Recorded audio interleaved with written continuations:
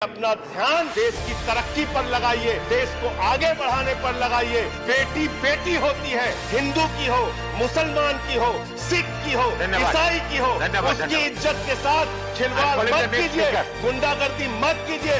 आप तय करने वाले कोई नहीं होते। कौन क्या पहनेगा, कौन क्या खाएगा, कौन क्या कैसे रहेगा। आपने मुझे इस बजट पे अपनी बात कहने का मौका दिया। सर, मैं इस बजट पे और इनके डिजिटल इंडिया पे राजीव जी की एक कविता है, वो एक बड़े अच्छे कवि हैं, उन्होंने लिखा है, वो सदन के सामने सुनाना चाहूंगा। खाओ डिजिटल, गाओ डिजिटल, देश का बैंड बजाओ डिजिटल, रुपया डिजिटल, बैंक भी डिजिटल और सेना का टैंक भी डिजिटल। बच्चे पाए डिजिटल शिक्षा और फिर मांगे डिजिटल भिक्षा। बच्चे पाए डिजिटल शिक्षा और फिर मांगे डिजिटल भिक्षा।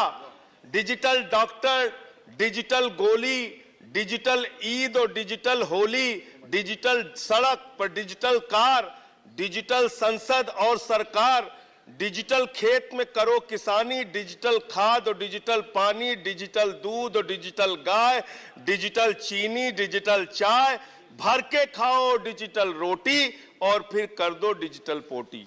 ये इस बजट के बारे में एक कवि की प्रतिक्रिया है मान्यवर। और जो इस सरकार के दावे हैं, अब उस पर थोड़ी बात कर लेते हैं मान्यवर। इन्होंने कहा है कि 60 लाख नौकरियां देंगे। मैं पूछना चाहता हूं, आपने तो स्वयं स्वीकार कर लिया, पहले तो आप 2-2 करोड़ करके लोगों को मूर्ख बनाते रहे और अब आप खुद स्वीकार कर रहे हैं कि 2 करोड़ आपके बस की नहीं है। अब आप 60 लाख नौकरियां देने की बात कह रहे हैं। और आप नौकरियां कैसे दे रहे हैं नौजवानों को मान्यवर? 35,000 रेलवे भर्ती के लिए 1 करोड़ नौजवानों ने उसमें फॉर्म भरा और उसके बाद जब उसका परिणाम आता है उसमें घोटाला और गड़बड़ी की जाती है। जब वो नौजवान सड़क पर नौकरी मांगने के लिए निकलते हैं, उनको लाठियों से पिटवाया जाता है प्रयागराज में, उनको पटना में लाठियों से पिटवाया जाता है, घर में घुस के लाठियों से पीट पीट के आप नौकरी दे रहे हैं, आंसू गैस के गोले छोड़ छोड़ के आप नौकरी दे रहे हैं। आप कर्मचारियों की बात इस बजट में कर लीजिए मान्यवर। जब कर्मचारियों की चर्चा होती है, पूरे देश के कर्मचारियों की एक ही मांग है, पुरानी पेंशन की बहाली की जाए, पुरानी पेंशन की बहाली की जाए। 40 दिन कोई सांसद और विधायक रह लेता है, पूरे जीवन भर उसको पेंशन मिलती है। 40 साल कोई कर्मचारी नौकरी करता है, उसकी पेंशन आपने खत्म कर दी। पेंशन तो छोड़िए, टैक्स के राहत की उम्मीद थी कर्मचारियों को, आपने इस बजट में वो भी नहीं दिया। इसके साथ साथ मान्यवर, आपने इस बजट में किया क्या है?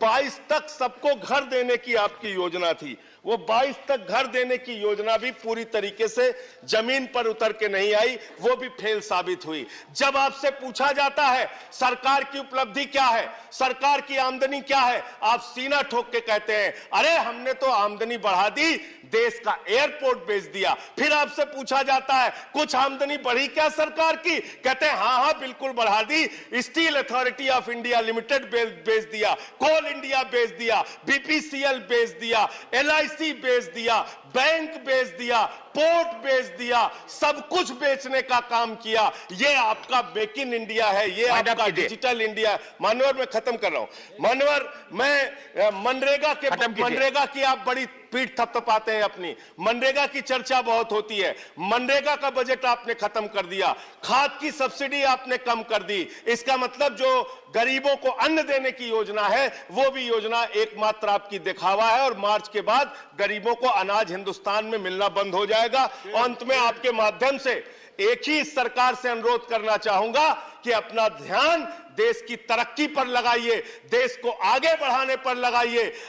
बेटी बेटी होती है, हिंदू की हो, मुसलमान की हो, सिख की हो, ईसाई की हो, उसकी इज्जत के साथ खिलवाड़ मत कीजिए, गुंडागर्दी मत कीजिए। आप तय करने वाले कोई नहीं होते। कौन क्या पहनेगा, कौन क्या खाएगा, कौन क्या कैसे रहेगा, कौन Zafar Islam, I'm sorry. Please. Thank you very much, sir. First of all, I would